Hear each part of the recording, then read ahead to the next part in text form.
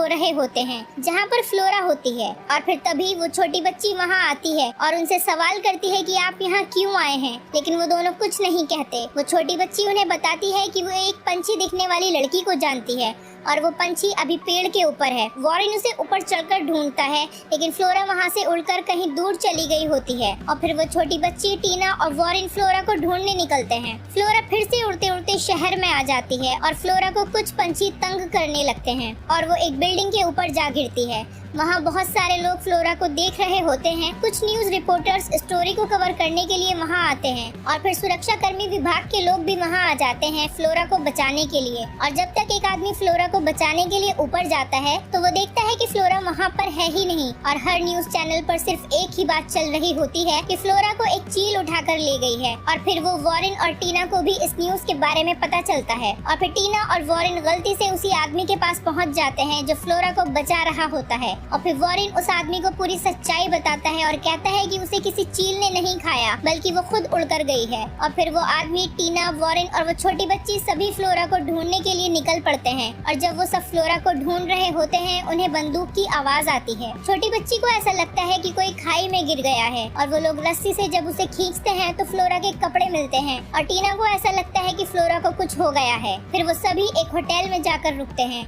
और फिर उस छोटी बच्ची को एक लड़का पेड़ के ऊपर बैठा हुआ दिखता है और वो जाकर उस लड़के से बात करती है। उन दोनों में अच्छी दोस्ती हो जाती है। फिर वो लड़का अपने कमरे में जाकर सोने ही वाला होता है, तभी उसे नीचे से कुछ आवाज आती है और उसे वहाँ फ्लोरा दिखती है। और फिर वो लड़का उस छोटी बच्ची को बुलाता है और फिर इन तीनों में बहुत अच्छी दोस्ती हो जाती है। और फिर वो छोटी बच्ची और वो लड़का ये बात फौरन टीना को बताते हैं और जब वो फ्लोरा को देखने जाते हैं तब फ्लोरा फिर वहाँ से उड़कर कहीं गायब हो जाती है। और फिर वो छोटी बच्ची टीना से कहती है कि उसे अब यहीं रहना है इसी लड़के के साथ। फिर टीना, वॉरेन और वो आदमी फ्लोरा को ढूंढने निकलते हैं और फिर वहाँ पर उन्हें इस छोटी बच्ची के पापा दिखते हैं जो अपनी लड़की को ढूंढ रहे होते हैं। और फिर रास्ते में चलते चलते वो सुरक्षा कर्मी विभाग का आदमी रोने लगता है क्योंकि वो फ्लोरा को ढूंढ नहीं पाया। और फिर टीना फ्लोरा को ढूंढते ढूंढते आगे निकल जाती है और फिर वॉरेन भी टीना का पीछा करता है और फिर टीना बहुत इमोशनल हो जाती है। और फिर वॉरेन टीना को घर चलने के लिए कहता है। फिर वो सब रात में आराम कर रहे होते हैं, तभी फ्लोरा उड़ते उड़ते एक डाली में फंस जाती है और फिर सुरक्षा कर्मी विभाग का आदमी उसे देखता है और उसे बचाने के लिए जाता है और पेड़ पर चढ़कर उसे बचाता है और उसके टूटे हुए पंखों को सही करता है। और अगली सुबह वो ये बात वॉरेन और टीना को बताता है। फिर वॉरेन और टीना उसे अलविदा कहकर फ्लोरा को ढूंढने निकल जाते हैं और जब वो बाइक पर फ्लोरा को ढूंढने निकलते हैं तो उन्हें फ्लोरा दिखती है और फिर फ्लोरा बहुत सारे पंछियों के साथ उड़ते उड़ते समुद्र पार कर रही होती है, जिसे देखकर टीना और वॉरेन बहुत दुखी होते हैं। वो सोचते हैं कि कुछ भी हो, फ्लोरा थी तो एक पंछी ही, इसीलिए वो उड़कर चली गई और उसे अपने जैसों का ही साथ पसंद आएगा।